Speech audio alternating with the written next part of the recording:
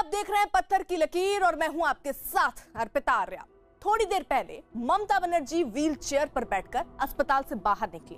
TMC की रणनीति देखकर लग रहा है कि इस व्हील चेयर से ही अब कुर्सी तक पहुंचने का रास्ता बनाने की तैयारी है।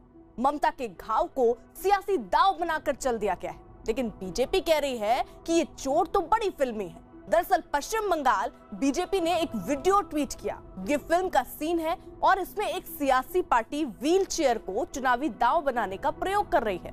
इसलिए बीजेपी कह रही है कि संयोग कहिए या प्रयोग, लेकिन इस सीन को देखने के बाद लगता है कि ममता की चोट बड़ी फिल्मी है। जबकि टीएमसी कह रही है कि इसी टूटे पैर से बंगाल में खेला होने वाला है। लेकिन ममता को चुनौती देने वाले शुवेंदु ने आज चुनावी शंखनाद कर दिया। उन्होंने दावा किया है कि 2 मई दीदी समझो गई।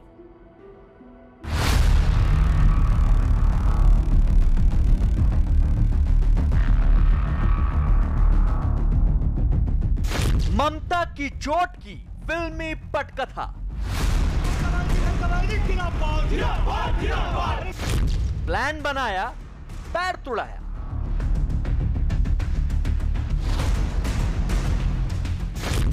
मोदी लहर के सामने ममता की सहानुभूति लहर। लगभग 44 घंटे अस्पताल में रहने के बाद मुख्यमंत्री ममता बनर्जी डिस्चार्ज होकर अपने घर की तरफ जा रही हैं। आप देख सकते हैं एसएसकेएम हॉस्पिटल में ममता बनर्जी बाहर निकल रही हैं और एक छोटी सी कार, व्हील चेयर पर बैठी हुई ममता बनर्जी हाथ हिला रही हैं और एक छोटी सी कार है, उसकी अगली सीट पर संभवतः ममता बनर्जी बैठेंगी। और इस वक्त तस्वीरों में देखिए कि ममता बनर्जी को उनकी कार तक ले जाया गया है। हालांकि वो मुख्यमंत्री हैं, Z+ सिक्योरिटी उनको मिली हुई है, बुलेट प्रूफ कार में ही उनको चलना होता है। लेकिन ममता की जो छवि है, एक सूती साड़ी, हवाई चप्पल और जुझारू छवि, वही यहाँ पर दिखाते हुए एक पॉलिटिकल संदेश भी है कि हमलों से डरने वाली नहीं है वो। बट हवाई चप्पल, सूती धोती और पांव में पट्टी, यानी चोट को चुनावी रंग दे दिया गया। लेकिन अब बीजेपी ने इस चुनावी दांव पर एक कड़ा प्रहार किया है। उसमें आ सकता है इनको best actress, best political actress का अवार्ड मिल सकता है। मैं तो देख रहा था कि बड़े बड़े हीरोइन, बड़ी बड़ी जो शशिकला और बड़े बड़े जो किरदार रहे हैं बॉलीवुड इंडस्ट्री में, उन किरदारों को भी उन्होंने मात दे दी है जिस तरह उन्होंने एक्टिंग की है। हर कार का दरवाजा बंद कर रही थी, पैर में लग गया, उसमें बीजेपी वाला वहाँ दरवाजा बंद करने आएगा। ये अजीब आरोप है राजनीति कारण। सुरक्षा होता है मुख्यमंत्री का, घिरे मेरे तरफ देख रहे हो, मेरे अगल बगल सुरक्षा है, मेरे बगल में सुरक्षा है, मैं कार में बैठता हूँ, सुरक्षा वाले रहते हैं। अब मैं आरोप लगाऊँ कि लोगों ने मेरे पैर को कुचल दिया, हाथ कुचल दिया, तो गाड़ी में बैठ रही थी, आसपास के लोग बता रहे हैं कि पोल से टकराया उसका दरवाजा, उसमें झटका लगा। अब चुनाव हारने की स्थिति आ गई है तो कोई नए नए बहाने ढूंढ रहे हैं। ममता बनर्जी की चोट को सियासत का सबसे बड़ा मुद्दा बनाने के लिए टीएमसी पूरी ताकत झोंक रही है। शुक्रवार को टीएमसी नेताओं ने निर्वाचन आयोग से मिलकर मामले की शिकायत की। ममता बनर्जी पर जो हमला हुआ और जिससे उनका चोट लगा, जिस चोट के लिए वो अभी अस्पताल में है, उस पर हम सीईसी को ये बोला इसके साथ कोई घटना का लिंक है। एक लिंक तो है अचानक डीजी और additional DG law and order को हटा दिया। और अब देखिए, जब ममता दी पर हमला हुआ तब कोई पुलिस का एसपी उधर नहीं था। संयोग कहिए या प्रयोग, लेकिन ममता बनर्जी को बंगाल के जिस क्षेत्र में चोट लगी है वो है नंदीग्राम। नंदीग्राम इस समय बंगाल की लड़ाई की सबसे बड़ी रणभूमि बना हुआ है। शुवेंदु अधिकारी को चुनावी चुनौती देने उतरी ममता बनर्जी अपना पर्चा दाखिल कर चुकी हैं और उनके सबसे बड़े प्रतिद्वंदी शुवेंदु ने शुक्रवार को पर्चा भरा। शुवेंदु के स्वागत में सब भगवा हो गया। शुवेंदु अधिकारी के कार्यक्रम में बीजेपी के बड़े नेताओं ने शिरकत की और ममता बनर्जी पर बड़ा हमला बोला। भारतीय जनता पार्टी के नेतृत्व में 2 मई के बाद सरकार बनेगी उसमें कोई संदेह नहीं है। दीदी 2 दिन पहले यहाँ आके कही कि मैं नंदीग्राम की लाठी खाई हूँ। दीदी मैं तब भी 2006-7 में नंदीग्राम आया था। आप जब लाठी खाने की बात कह रहे, आप किसके कंधे पे बैठे थे? लाठी पहले कौन खाया?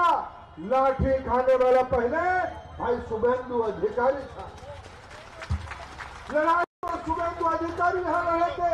कौन मेके वोट दीते हमें दीदी? कौन टीमे? যে একটা 80 বছরের মাকে মেরে মেরে একাকার করে দেয় এই মেয়ে।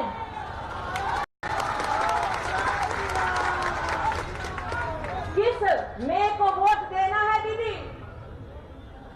যে বিজেপি লোকেদেরকে মেরে ওদেরকে গাছে ঝুলিয়ে দেয়, মাথায় ঝুলিয়ে দেয়, ওই মেয়েকে ভোট দিতে হবে। কোন মেয়েকে ভোট দিব? যে মা দুর্গার মূর্তি বিসর্জন হতে দেয় না আর নন্দীগ্রাম এসে ভোটের জন্য চণ্ডী পাঠ করছে।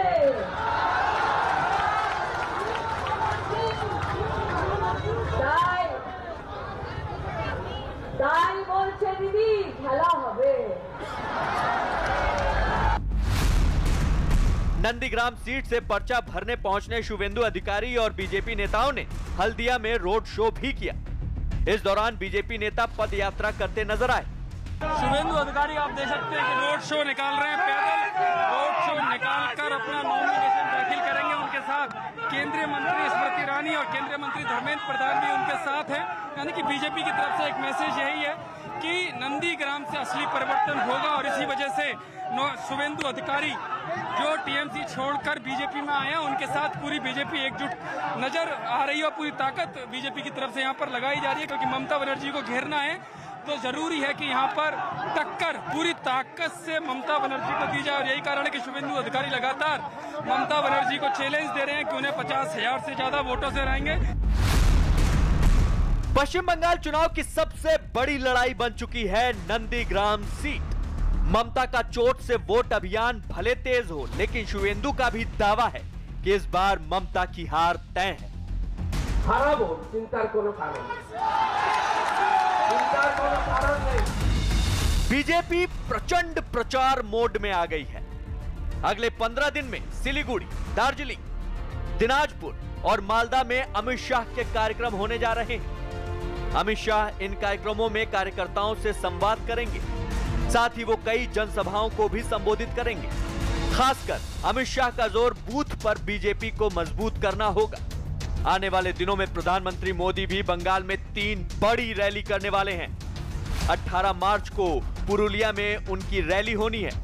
2 दिन बाद 20 मार्च को कांथी में रैली होनी है और अगले दिन 21 मार्च को बांकुड़ा में रैली करेंगे।